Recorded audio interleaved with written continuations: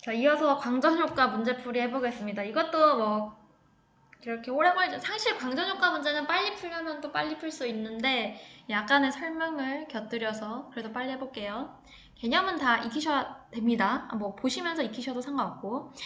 자, 단색광 A랑 B를 금속판 B에 비추었을 때 광전자가 방출되는 것을 나는 방출되지 않는 거래. 나는 B와 C를 비추었을 때 광전자가 방출된 것이다. 자, 이때 최대 운동 에너지, 여기서의 광전자의 최대 운동 에너지는 이제로다 이랬습니다. 자, 광전 효과는 어떤 원리라고 그랬어요? 금속판에 전자가 살고 있는데 빛을 비추면 이 빛의 에너지를 먹고 전자가 띵 하고 튀어나오는 거다라고 했습니다.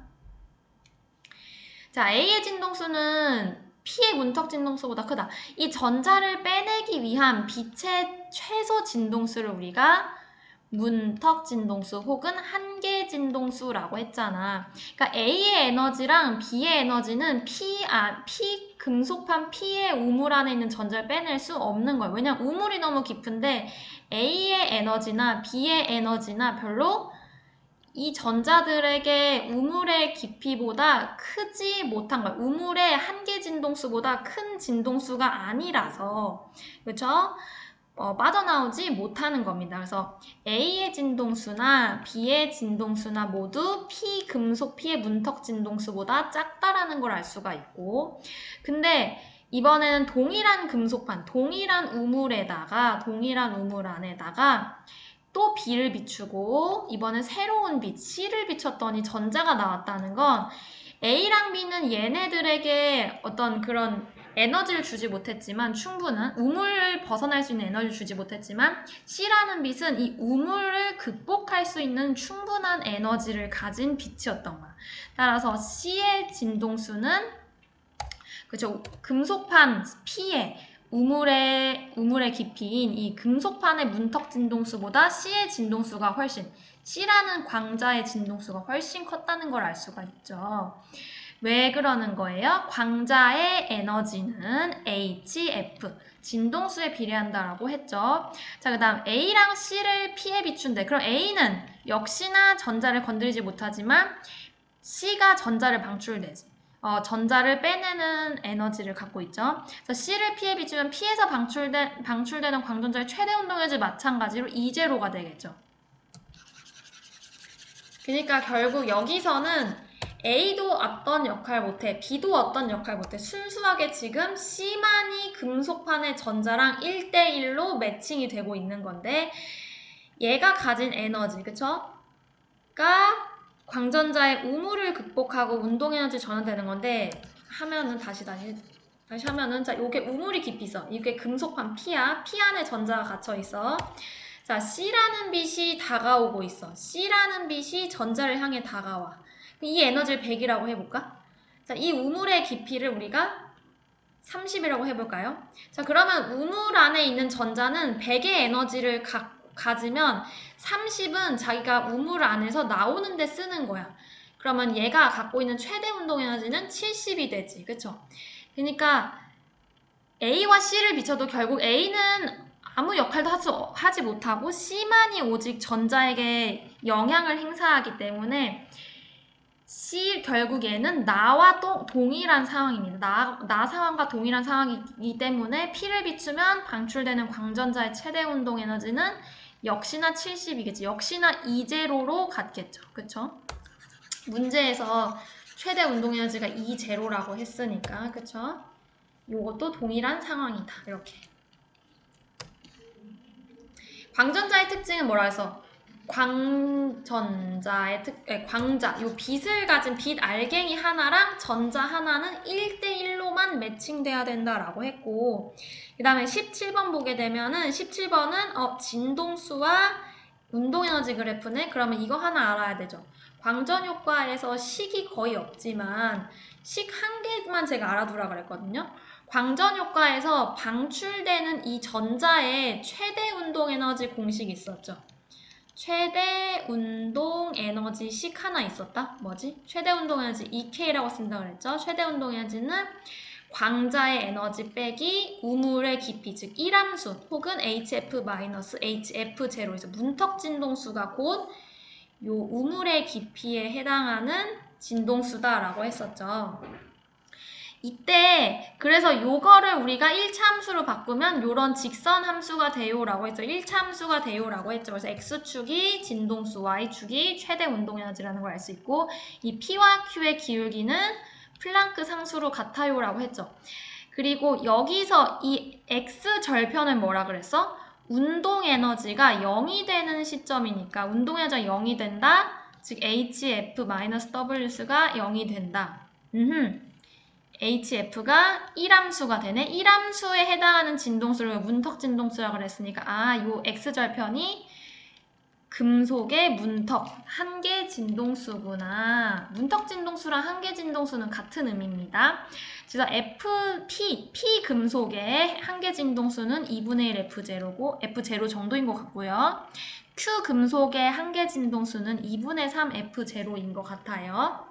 그래서 문턱 진동수는 P가 Q보다 작다 봤고, 자, 광전 효과에 의한 그 광양자설에 의하면 진동수가 자, F0인 빛을 Q에 비췄대. Q에 비추어도 광전 효과 일어나 안 일어나? 지금 Q랑 만나지도 못했잖아. Q에 해당한 Q는 적어도 이 정도 2분의 3 F0 이상의 빛을 비추어줘야지 전자가 방출된다고. 전자가 방출돼야지 광전 효과가 일어나는 거니까 방출되지 않는다 맞고. 자, 진동수가 이번에는 EF0인 빛을 비춘대요. 그러면은 EF0는 딱 여기죠. 여기에 해당하는, 이게 아니고 여기 EF0, 여기에 해당하는 자, 빛을 비추면 P에서도 전자가 방출되죠. 3E0로 Q에서도 전자가 방출돼. E0로. 자, 광전자, 근데 물질파 파장 물어봤지. 이거 여러분들 오늘 미리 배운 반도 있고 아직 안 배운 반도 있을 텐데. 자, 물질파는 파장은 람다는 P분의 H 혹은 MV분의 H 이렇게 썼는데 자, X축은 지금 2분의 1 MV제곱이야. 최대 운동에너지란 말이야. 운동에너지가 크다는 거는 속력이 빠르다는 거지. 그러니까 속력이 빠르다는 거는 파장이 짧다는 거야.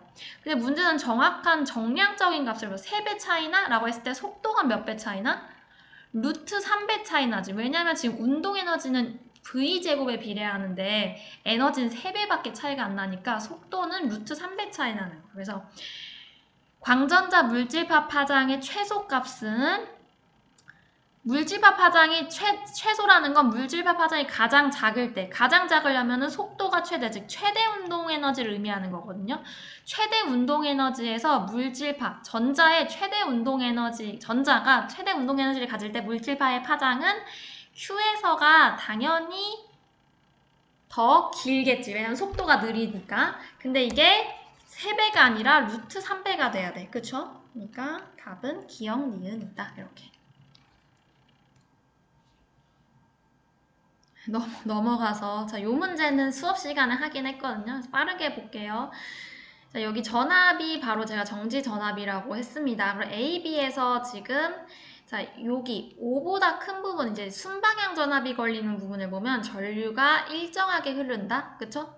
그 이유는 전압이 크다고, 즉 건전지의 세기가 세다고 전류가 많이 흐르는 게 아니라 그랬고 이 전류의 세기, 즉 Y축으로 높을수록 전류가 센 거잖아. 지금 전류의 세기 누가 더 세? 지금 A가 더 센 상황인데 순방향 전압이 걸렸을 때 전류를 결정하는 건 순수하게 뭐라고 했어요?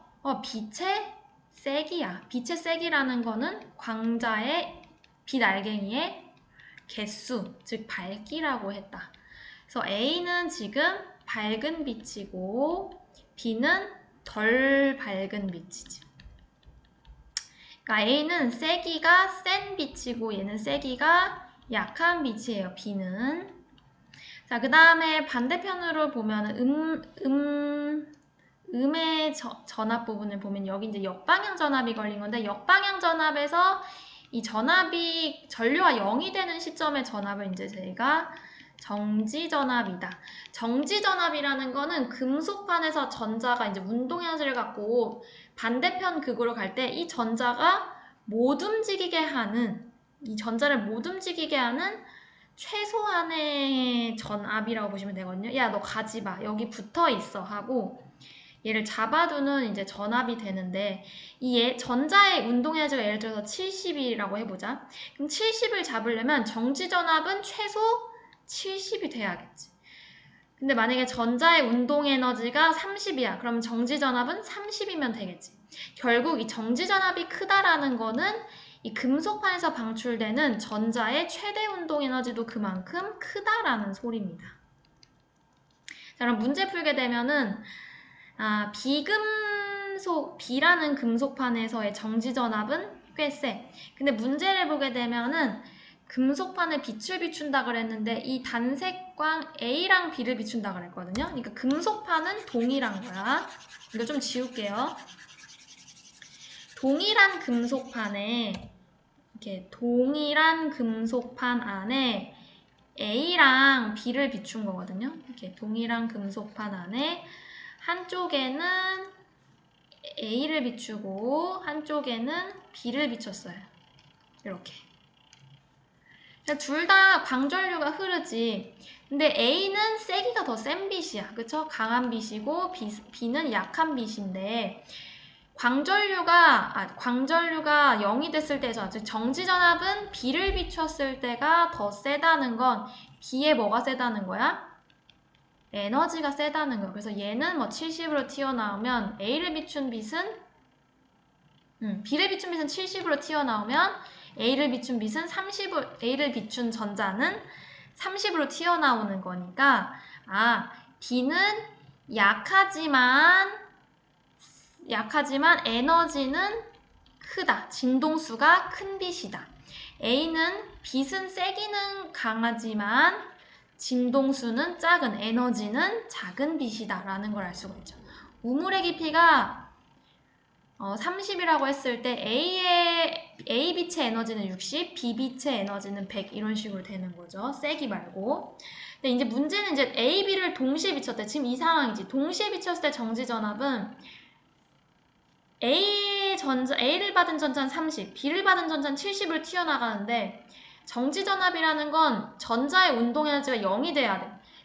30을 잡으면 70은 달아날 수가 있어. 따라서 70으로 움직이는 애를 잡으면 자동으로 30으로 움직이는 애도 잡히겠지.